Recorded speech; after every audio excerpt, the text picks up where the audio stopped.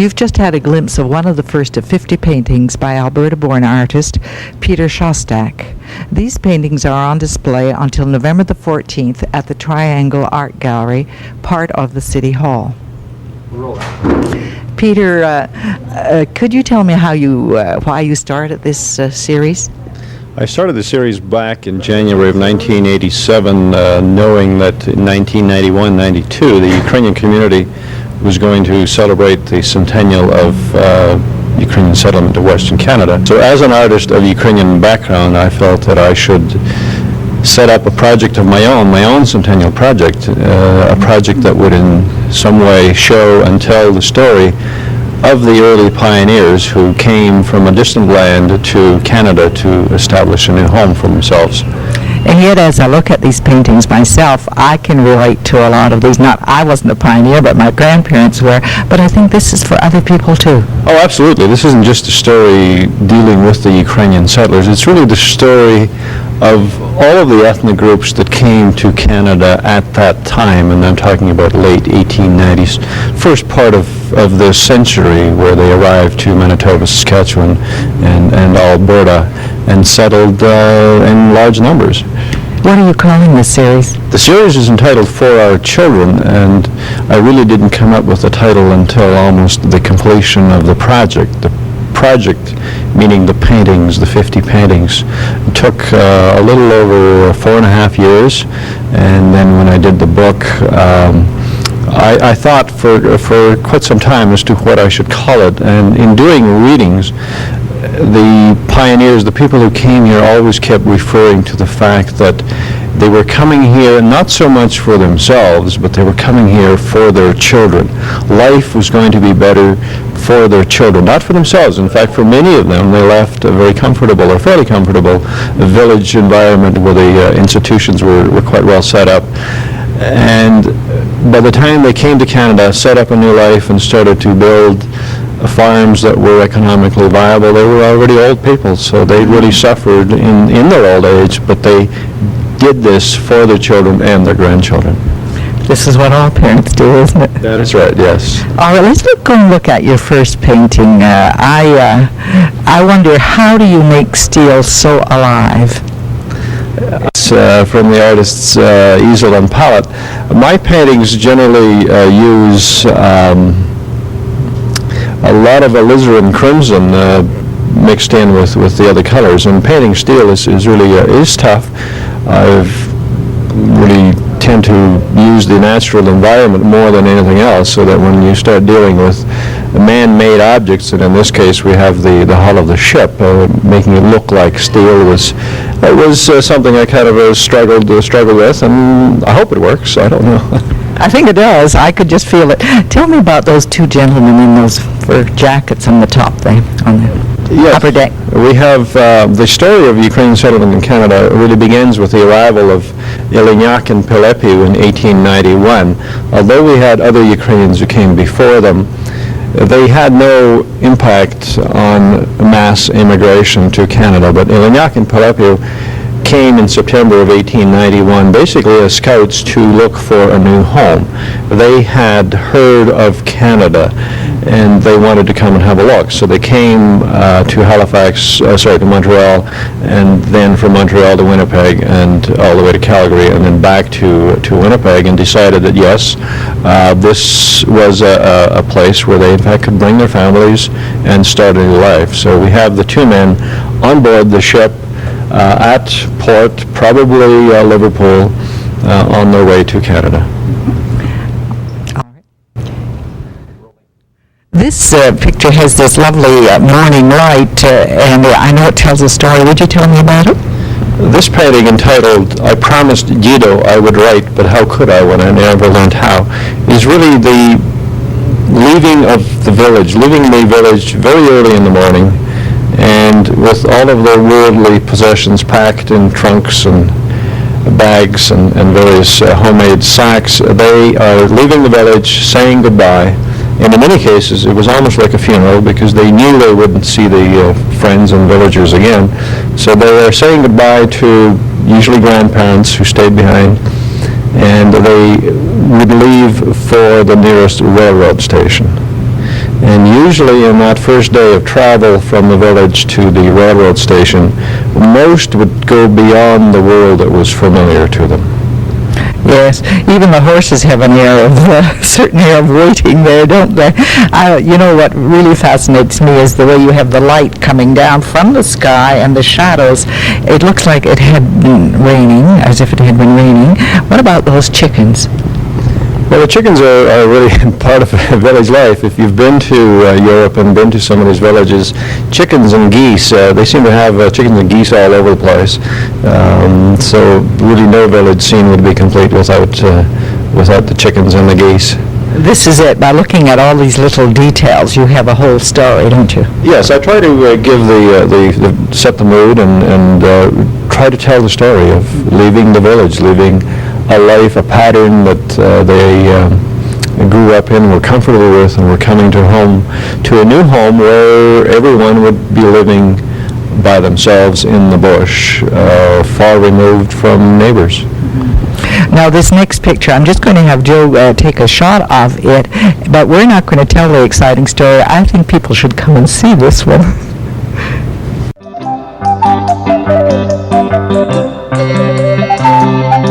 Maybe some of the older teenage boys would go as a group in search of a homestead. And in looking for a homestead, the pioneers were very concerned that the quarter section of land that they selected had a lot of trees on it. So that was number one. They had to have a lot of trees. And secondly, and probably much more important, was the quality of the soil itself. So they would test the soil, they would look at the soil to see how good it was. The third criteria that they used in selecting a home site was, is it near someone that we know? Will we have neighbors? Very important.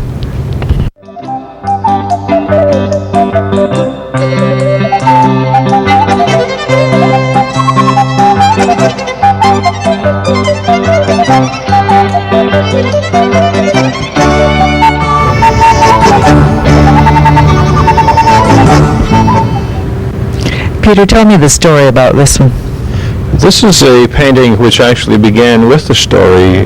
My 50 paintings, most of the paintings are not based on any particular story that was told by a pioneer, but in this case, we do have a story which was so powerful that it moved me to create a painting which did become, I think, the key painting for the entire series. And it's really a story of a very poor family that ended up in Strathcona. They had $7 left and they had an address. But to have someone take them and their goods to that address, it would cost them $15, and really they only had $7. So the only way they could get there was for the husband to build a crew draft and then attempt to float down the river. And they tried to do this.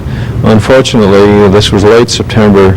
They were caught in a very heavy snowfall during the night, and also during the night the raft became stranded on a sandbar, so it really wasn't going anyplace. And here we have the husband and the wife with the two little children in the little lean-to, little tent. The husband and wife were trying to dislodge the raft and get it to move down the river. So it's really a very moving story in terms of the desperation. The people who were so convinced that, yes, we have to leave, we have to find a new home for our children. Mm-hmm. Now, I noticed the water in there. It is very wet, and it's the way you use your oil. I was amused at the story you said earlier about how you learned to paint, and I think I see traces of that in here. Could you tell us about getting your first oil paints? I bought my first oil paints back when I was in grade 6. After selling bubblegum in school, and when I had enough money, I was able then to write away to the Eaton's people and obtain my set of oil paints, which finally arrived. And the paint came in tiny little tubes, and I thought, well, gee, I must make this paint last a long time. As a result, I then used a tremendous amount of linseed oil, a little bit of paint, and a lot of linseed oil. Today my paintings, I suppose, in some way are similar in that I don't build the paint up in a heavy impasto style on the canvas itself. It's very smooth.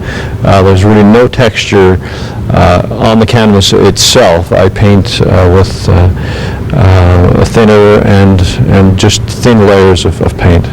And it's the juxtaposition of the colors, I suppose, that give the form. Yes. I tend to, or certainly in this painting, if you look at the water, I tend to use shorter brush strokes and then really vary the colors themselves. It's almost like pointillism in a certain extent. Well, we'll move on now, down to the lower floor. Peter, this one makes me very cold, and the light in it is tremendous. And also, I'm impressed about the size. Could you tell us about that? Yes, all of the paintings are 3 feet by 3 feet, which is obviously a square format. I deliberately selected a square format so that I could devote more of the canvas space to the sky. The prairies really are big sky country, so doing the square painting enabled me to give the feeling of the openness of the sky.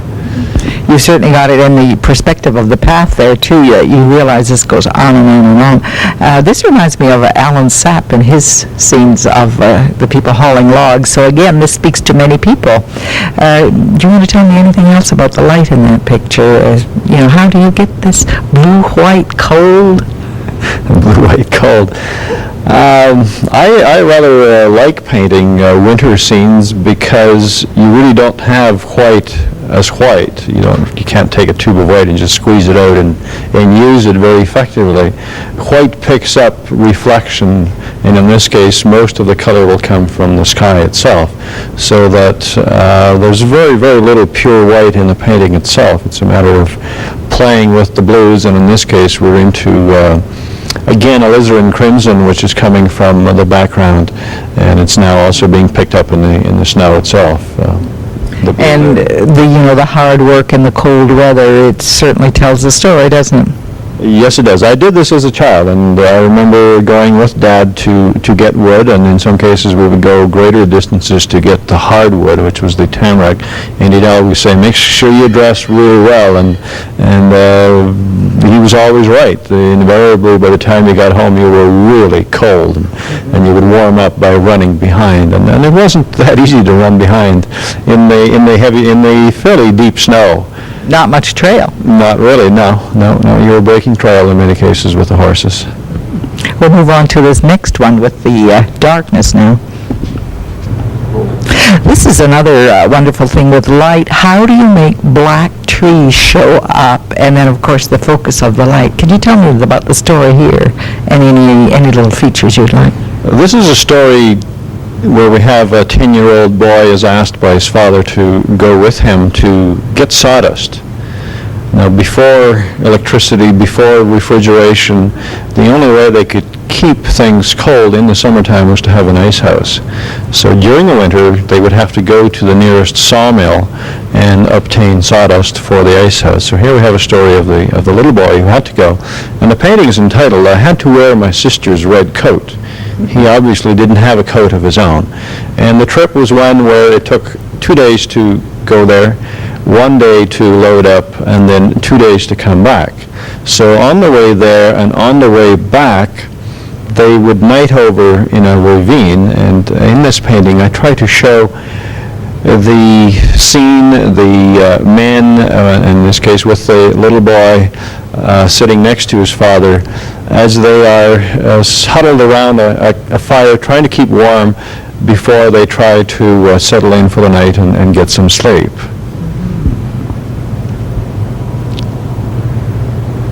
And here we have the action in the lower third again, a nice prairie scene, but a real story here and lovely, lovely colors. Can you tell me about it? This is a painting dealing with the topic of assimilation. It really wasn't long after the first settlers arrived and established the colonies either in Manitoba and Saskatchewan and Alberta that we had some of the young people meeting and in turn marrying non-Ukrainians. So I am dealing with the whole topic, assimilation. We have a lad from London, England, by the name of Nix, his last name was Nix, marrying a Galician, or what was referred to as a Galician. The Ukrainians came from two provinces of Ukraine, Halachina or Galicia and Bukovina. So we have the wedding, and in the painting I try to show this by the dress of the people of the bride versus the family of the groom. The story is an interesting one. It's one where the young couple did not understand each other. They could not understand each other's language, yet they fell in love and were married. And it probably lasted a long time, too. In doing my research, I did run across references to the couple. The young man did become a printer and did print the Dauphin newspaper, and apparently his wife taught him Ukrainian. And it was rather an interesting example of how the two people met in the new land, in the new home, and would accept accommodated each other and their differences. And I noticed the homes here are the same as the homes that they left. Yes, when they came to Canada, they really didn't come with architects in tow. They didn't come with blueprints. They came with memories and remembering how to build. So they built here in Canada buildings that were in appearance very similar to the buildings that they built back in the homeland. Here they had, maybe the materials were slightly different. The grass that was used for the roof was not the same. It was maybe not as long, so the thatched roof was slightly different, but basically the structure, the shape of the house was exactly the same as that back in the village. Now this is spring, I can tell by the yellow-green in the trees. Tell me about this with all the mud. The pioneers were advised to leave their village early in the spring, so they generally left either late March or April. And after a journey of 4 to 6 weeks, they would arrive on the prairies. In this painting, I'm trying to show the difficulty of travel in the springtime. So when actually all the snow had melted, the roads were almost non-existent, and the trails themselves were almost impassable. So in this case, we have a group of settlers with their belongings on a wagon. They are trying to cross a deeper mud hole, and to get across they are cutting trees down and laying them across and building a corduroy road. And the shallowness of the slough and all that comes out, and the muddiness. Yes, so we have the snow melting. We had a lot of low spots, flat spots, so that certainly in Manitoba there were many areas that were almost totally flooded, and the people who came and settled in midsummer selecting the home sites were very surprised and very disappointed to find that in the springtime almost everything was flooded and they would have to move.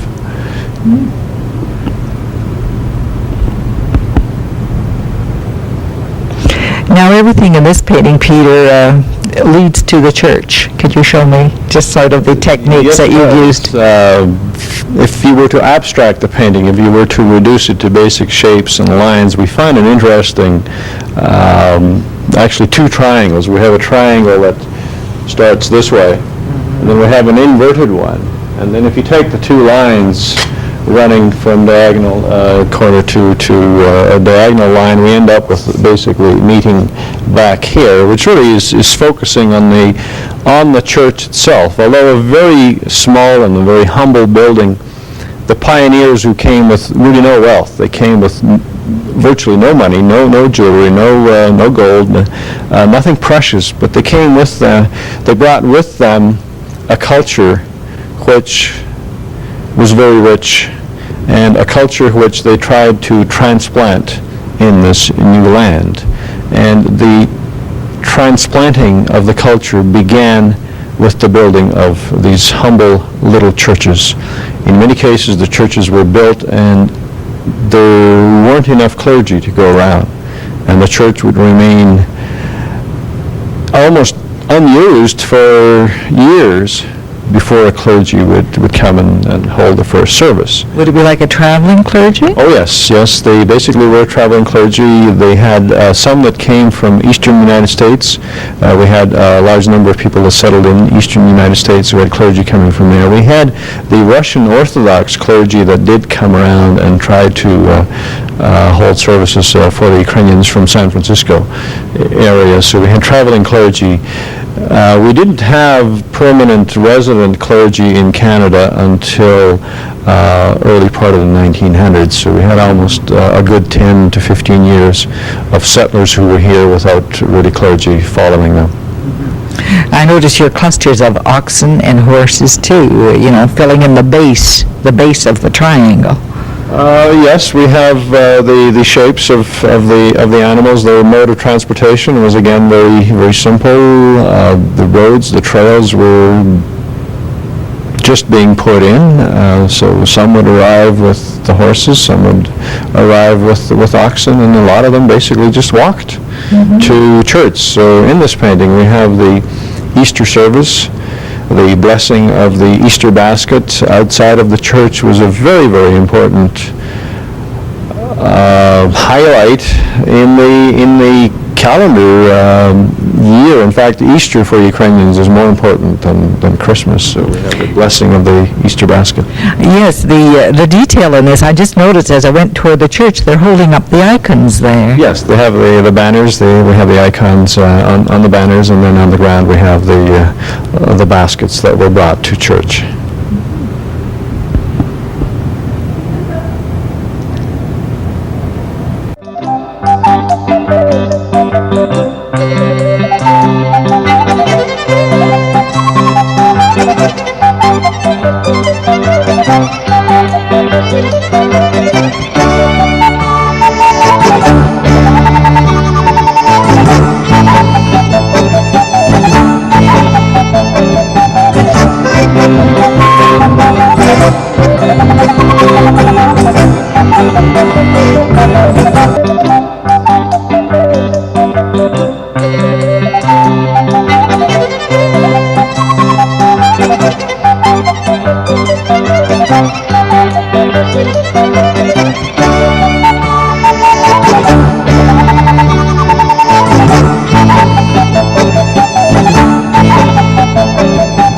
Well, Peter, this could be almost any village on the prairies with the boardwalks and those false fronts on the stores.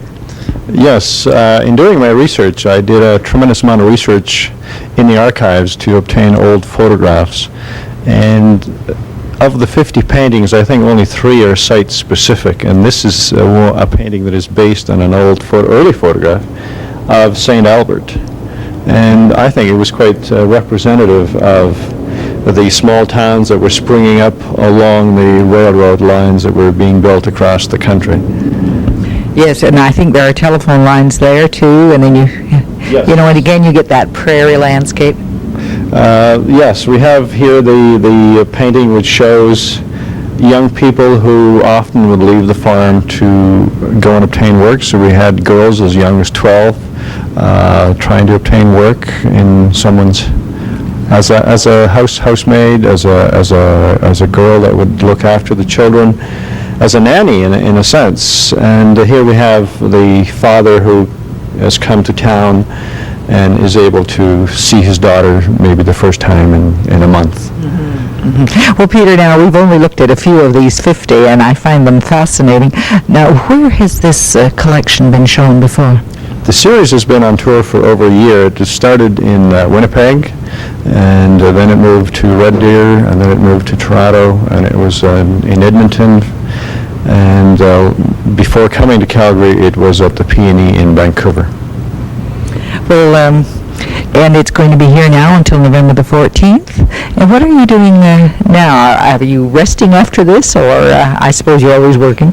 Oh no, I'm working. I'm busy painting. I'm now painting oil paintings. I'm doing some watercolor work. I've actually started on a silkscreen print, the first silkscreen print since June of 1990. So I'm in the middle of doing that, and now I'm back into full production of work that is going to be available and sent out to the different galleries that handle my work. Well, it'll be interesting to see what happens to this, because this is a very wonderful collection, and I hope that somewhere it finds a nice home. Thank you very much. I've been talking to Peter Shostak, who is here with his display of 50 paintings featuring Ukrainian settlement on the prairies. This is really a wonderful collection.